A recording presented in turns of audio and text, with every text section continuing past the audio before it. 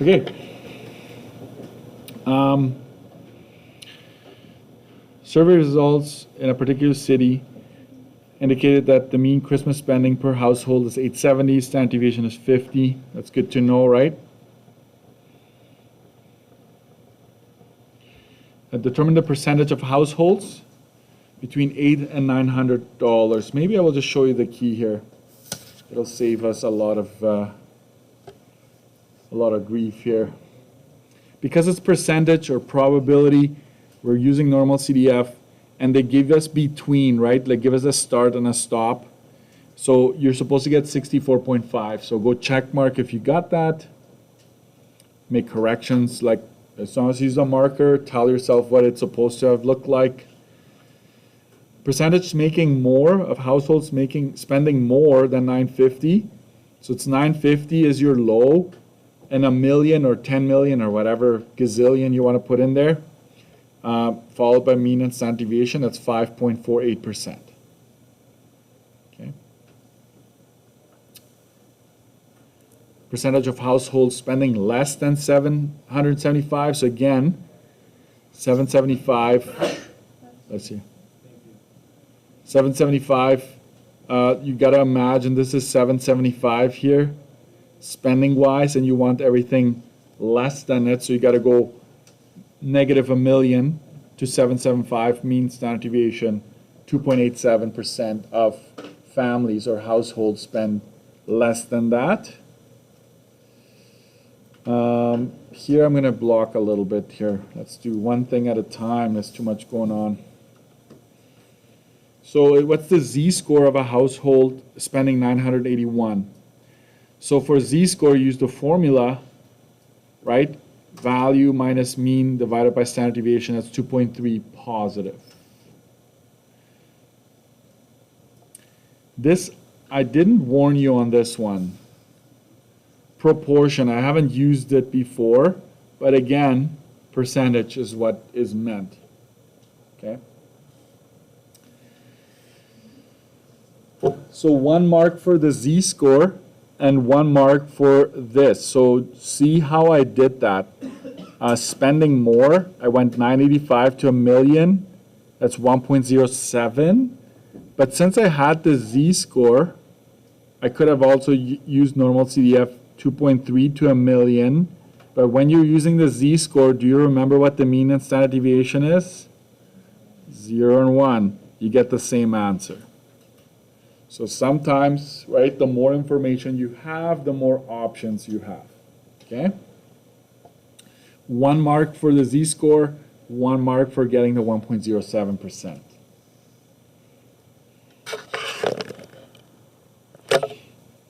Next, determine how much a family spent if the z-score is negative 2.25. So right away when it's negative, you know it's going to be below the average. So let's see here. If you use this formula, right, the actual score given the z-score, you plug that in, you get 757.50. That is the actual spending. What percentage, I don't know why I said earn, because it's supposed to be spending. My bad. I have to fix that. Spend less. What percentage of families spend less? So you have two options. You can actually just use the z-score, negative 1 million to negative 2.25. It's 1.22. Or you can use the actual spending that you've just found. You still get 1.22. 1 mark for each. Okay. F, the middle 45% spend between. This is, I did one example in class, so the middle 45 is right there, which means you have 55% left that is split in half. So each side of each wing is 27.5%. To find that first value, you have the percentage to the left. We got to use inverse norm. Okay? As a decimal, right, to the left, 870.50. That's how much you spend. Right, that's between 840, and to figure out to the left of this, you got to add 45 and 27.5 to get that. And you get 899.89. So there you have it. If there are 3,000 families, how many families are spending less than $810 or more than 1,000? So watch what I did. I want this and I want that. I want to know the percentages of those tails. I find what is in between, so 810 to 1,000. And I get that. It's 88% of families spend between those two amounts.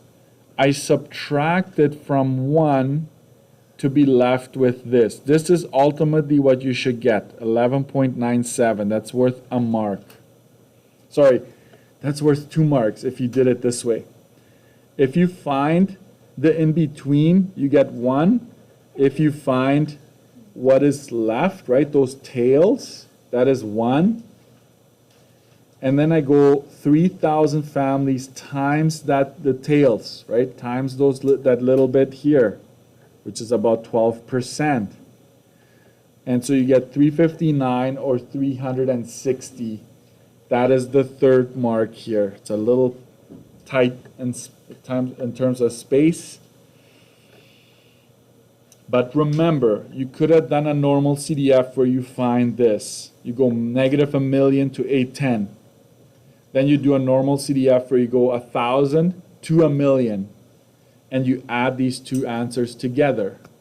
You will still get 11.97. Okay? I prefer doing it this way. I'm like, well, let's figure out what this is because I want to get rid of it. Right? And I get rid of it. And then I'm left with the tails. Okay? All right. Another city,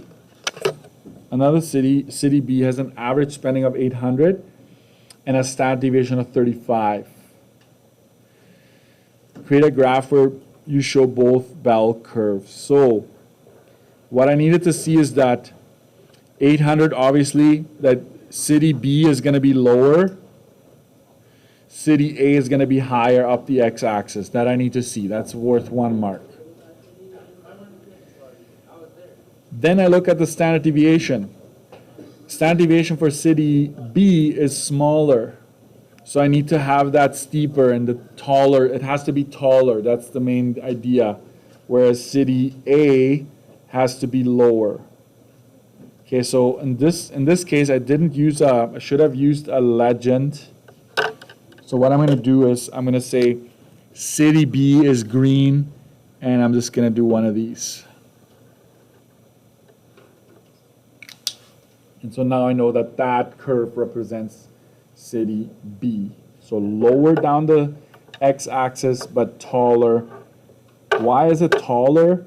Is because of the lower standard deviation. It kind of pushes all of our data closer to that average, and therefore it bulges up. Okay? Think of a balloon, right? A balloon, if you stretch, you know these skinny balloons that they use to make like dogs and stuff? Like think of a balloon. So if you say, hey, all of the data are more in the middle, if you squeeze that balloon, it would actually bulge up, right? So there's almost so much air. There's only so much air to go around. So if you push it to the middle, it'll bulge up. If you stretch it, right, it will flatten. So that's kind of like the idea here. If more data points are to the ends or like further away from the middle, it's going to flatten out, right? So think of it that way. This page is worth 14. 14. If I did this correctly, let me just check. 2 and 3 is 5, 7, 9, 11, 12, 13, 14. Yes. Let's go to the back side. I will just show you the key, and you will correct. Calculate the midpoints. I'm already giving you a hint. Remember, 0 plus 2 divided by 1. If you can't do mental math, just make sure you do that, right? You add Hit enter, then divide. So you want to find the point that's in between. You get a mark for that. Then you find the mean and the standard deviation. Here it is.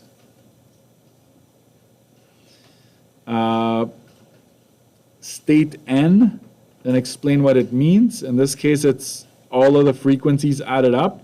It represents the number of students here, because it's the number of sleep Mr. D students are experiencing, right?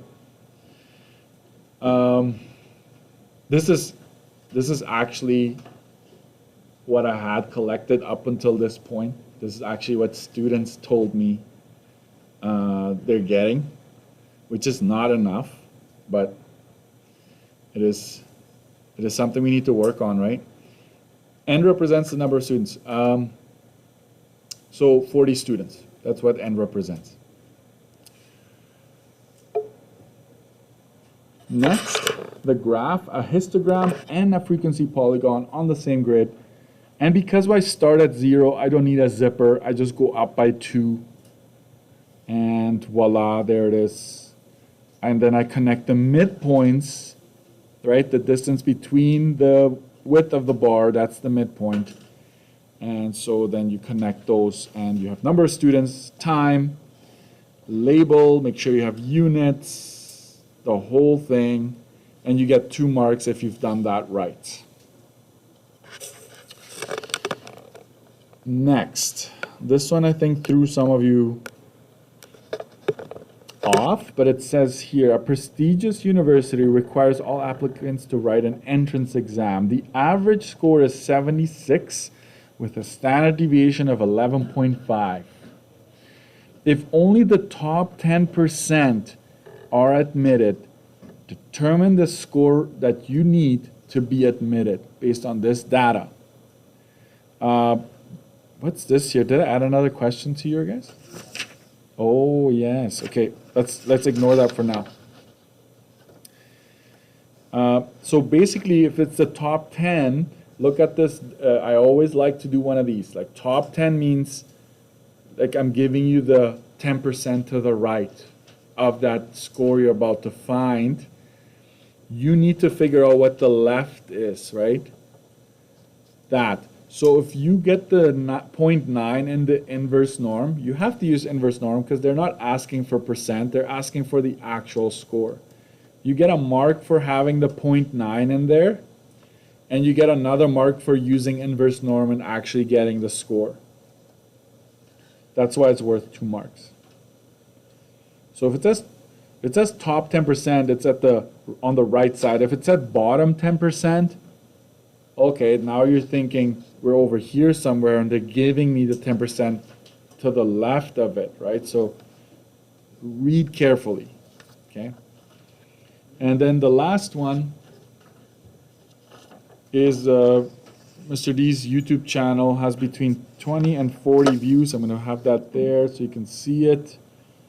With a z-score, determine the mean and the standard. Oh, okay. This one I hadn't prepared you for yet.